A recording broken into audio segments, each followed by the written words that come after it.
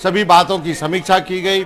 ये भी तय किया गया उस मीटिंग में कि क्या क्या डेट्स होंगी, कितने चरणों में चुनाव कराए जाएंगे, किन किन राज्यों में जो विधानसभा के चुनाव हैं उन्हें, जैसा आपको मालूम है आंध्रा में जो चुनाव होता है लोकसभा चुनाव के साथ, उड़ीसा में होता है, नॉर्थ ईस्ट के कुछ राज्य हैं। तो इन सब चीज़ों पे चर्चा की गई और आधिकारिक सूत्रों की तरफ से इलेक्शन कमीशन के जो स्पोक्स पर्सन है उन्होंने सोशल मीडिया पर ये ट्वीट करके जानकारी दी कि कल जो है फुल इलेक्शन कमीशन की प्रेस कॉन्फ्रेंस है 3 बजे, जिसमें कि 2024 के लोकसभा चुनाव के और कुछ राज्यों के तारीखों का ऐलान किया जाएगा। तो अब ये सस्पेंस खत्म हो गया है कि कब ऐलान होगा। आपको मालूम है कि यदि हम पिछला लोकसभा का चुनाव देखें 2019 का, तो वो इसी महीने में हुआ था, मार्च महीने में हुआ था। 10 मार्च को उसका ऐलान किया गया था।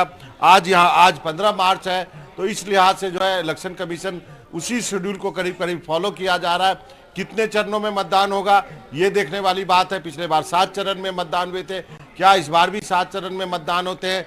किन राज्यों में अधिकतम चरण होगा, इस बात की भी पिछले बार चर्चा हुई थी। पॉलिटिकल लीडर्स ने सवाल उठाए थे, जैसे बिहार के कई नेताओं ने सवाल उठाए थे, वेस्ट बंगाल के नेताओं ने सवाल उठाए थे कि वहाँ पे सातों चरण में जो है मतदान हुआ था। तो क्या इस बार भी वही परंपरा रहेगी या फिर बिहार और पश्चिम बंगाल में कम चरण में मतदान होंगे?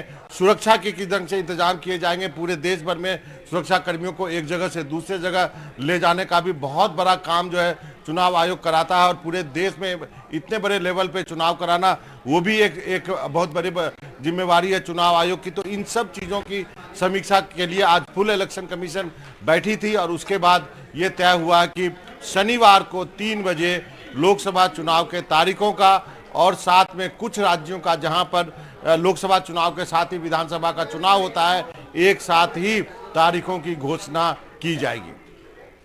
शुक्रिया आपका इस जानकारी के लिए और इस चर्चा के लिए। तो चुनाव आयोग कल 3 बजे 2024 के लिए लोकसभा चुनाव की तारीखों का ऐलान कर देगा। अपने आधिकारिक ट्विटर हैंडल से ये जानकारी चुनाव आयोग ने शेयर की है। रुकेंगे छोटे से ब्रेक के लिए, जल्द लौटेंगे।